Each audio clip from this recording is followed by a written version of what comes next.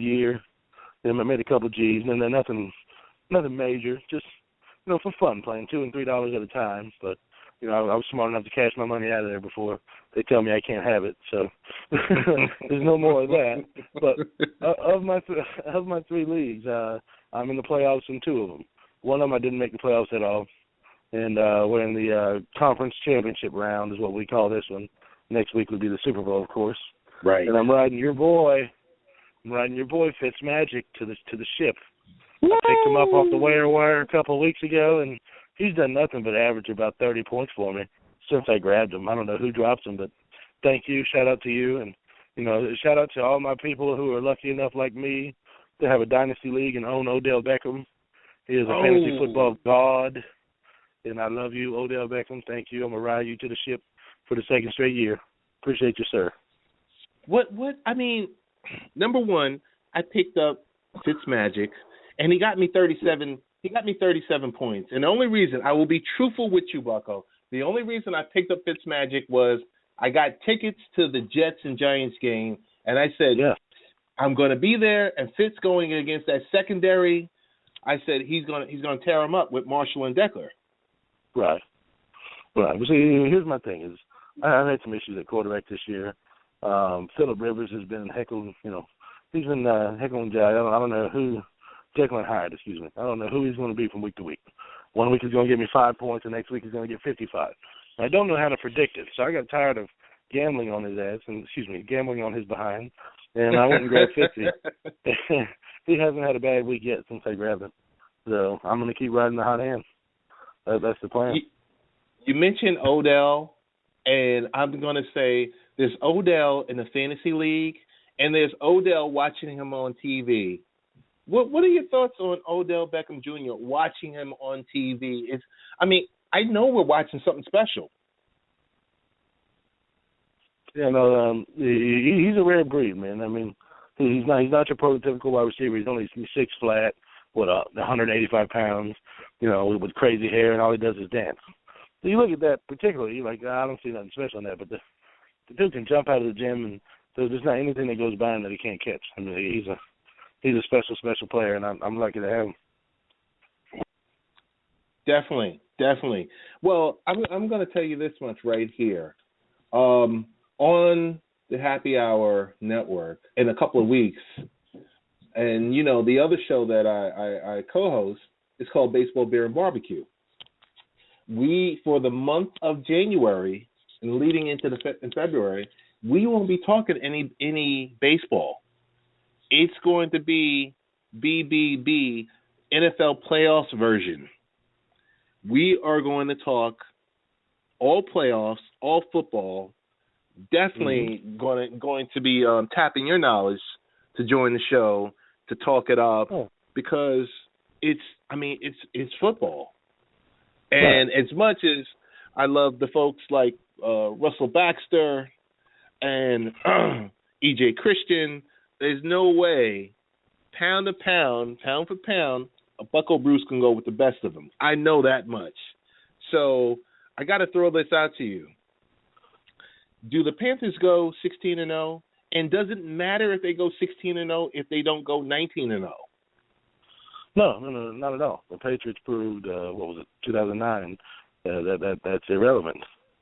It means nothing if you don't go 19-0. 16-0 has been done before. You won't be the first to do it. Your goal is to win that Super Bowl. I actually, personally, I'm going to go out on a limb here. I know a lot of people are going to call me crazy, given the way they've been playing the past few weeks, but I'm going to go ahead and go out on a limb, and I'm going to say the Giants are going to go ahead and end that streak this Sunday. You got Greg Olsen nursing a knee. The MRI came back, negative. He doesn't have any tears or sprains, but he's still not going to be anything close to even 80%, let alone 100. And Jonathan Stewart has a very bad foot sprain. He might not play the rest of the regular season. So you got your 2 top offensive performers not playing this week, possibly. Jonathan Stewart's a definite. Greg Olsen's a question mark. And the Giants are playing for their division. I don't know if you watched Eli Manning last night. That was incredible. And I just have a feeling that's going to continue. So I'm going to go out on a limb and make that bold prediction there. So you're telling me Norman is going to be able to stick Odell Beckham Jr., or he's going to be able to stay with him? Yeah, I mean, Josh Norman is playing outside of his head. This year he might be the best corner in football. But Odell Beckham, we call him the uncoverable. It don't matter who. It don't matter if you're Revis. It don't matter who you are. You're not covering Odell Beckham. You cannot stop him. You can only hope to contain him, and that's what they'll try to do. What's your thoughts on the Patriots?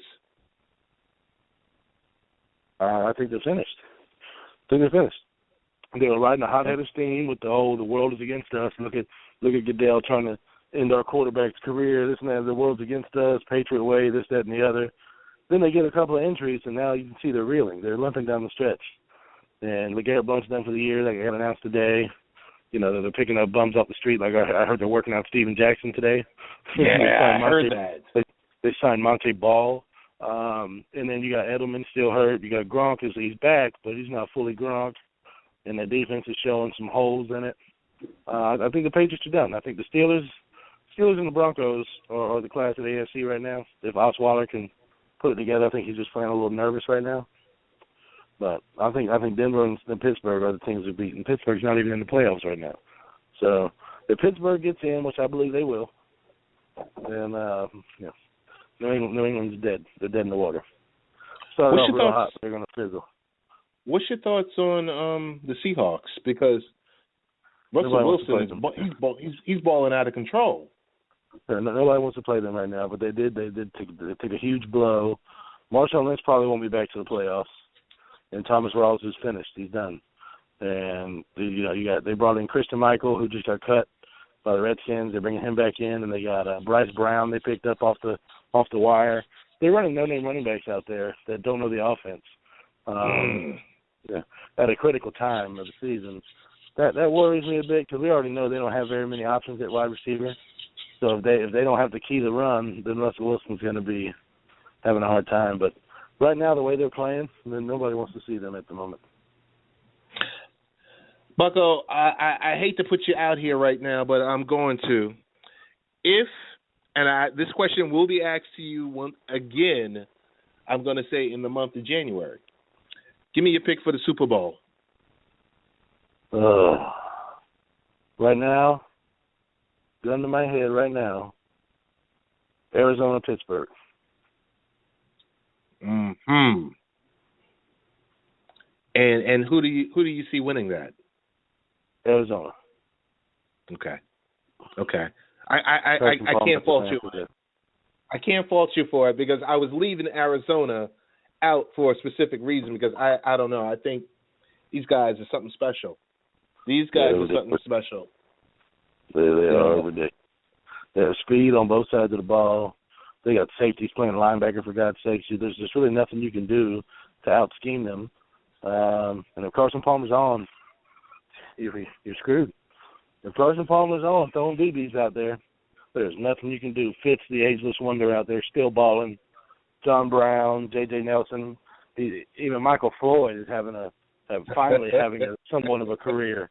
You know, it's amazing what Bruce Arians is doing down there. That in my mind is probably the best coach in football. Just the way he schemes his game plans from week to week. You know, they had 2 bad games this season. And they lost the game by 1 score each. Other than that, they beat the hell out of everybody. I like Arizona a lot. Bucko, change the topic one more time because we got about 5 minutes left. When are you coming back to radio? You left. No, hey, I am a free agent, my friend. I do not have to jump unless there's an offer on the table worth me jumping for. You know what I mean? I had some hectic life changes, you know, with work and then adding a third child, a third daughter. Mind you, y'all pray for me. It's a house full of estrogen here. So, always. You know, so working 70 hours a week, coming home, putting in 70 hours a week with the kids. I mean, it really left no time to do what I love to do because as men we do what we have to do. But now, you know, life has afforded me blessings to where the work is cut in half, but the money's still the same, and the kids are becoming more self-sufficient. Where it afforded me the ability to jump back in the game. And you know me, man. All you gotta do is give me something to talk about, and I'll ramble for hours. I mean, I'm sorry to take up so much of your program here. I hope there wasn't someone waiting on the line for me. Like, shut up, Bucko. I'm ready to go. Not at all. Not at all. I just, like I said, I had to put you out there because you got a great voice for radio, a great head for radio. Just you totally understand the game, and I just wanted to know when you're coming back. I'm back. I am available, as it were. You, my friend, are the main one that I would link up with. If there were any opportunity, I would have to involve the great Teddy Two Teams. I'm sure you got your Russell Wilson jersey getting out the dryer right now. Always. Put in. Yeah, no, man. It would be an honor to be back in radio with you again, sir. I will let me know tell when and where I'm there. All right. I will tell you this much. When I went to San Francisco to see the Seahawks against San Francisco, I did not wear my Russell Wilson jersey because I just thought, I said, you know what? Who knows what could happen? And then I get to the stadium, and I see so many Seahawks jerseys out there. I was like, I really blew this. That's the biggest bandwagon. Here's what's funny. Me and you had this conversation privately more than once.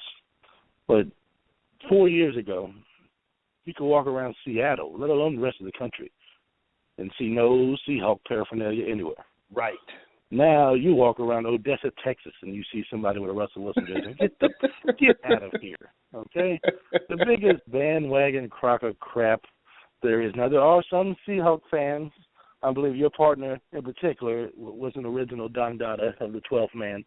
Yes. There are some. Every city has. Hell, I'm a Bucs fan. We probably have the smallest amount of fans nationwide of any team because who the hell roots for the lovable loser? You know what I mean? Jameis Winston's the real deal. Lovie Smith is not. The defense is not. So we're still a couple ways from winning. But you know me, I'm going to ride hard for mine. So those that do that for theirs, I appreciate and applaud it. But you bandwagoners, y'all can kick rocks for me with that. I know. I tell you, 2 years ago, I went to AT&T Stadium for the first time ever, and I wore a Giants jersey. And I got to tell you, Bucko, I caught hell. I caught hell for it. Why would you have a Giants jersey on if you're a Jets fan? Oh, just because I'm not a Cowboys fan, and I wanted to go in there with a jersey, and that was the only time I wore a jersey. That is you should slap yourself for thinking that a good idea. I mean, take your hand 6 inches from your face and just let it slide. That's terrible. Absolute trash. My goodness. Tell your boy Hezzy, I went to the grocery store and I got some paper bags for him. I'm gonna mail them to him. I love it. They're done. I don't care if they squeak one out against me. Y'all still damn finished. Oh my goodness. Bucko, want to give you a round of applause? Yes, sir.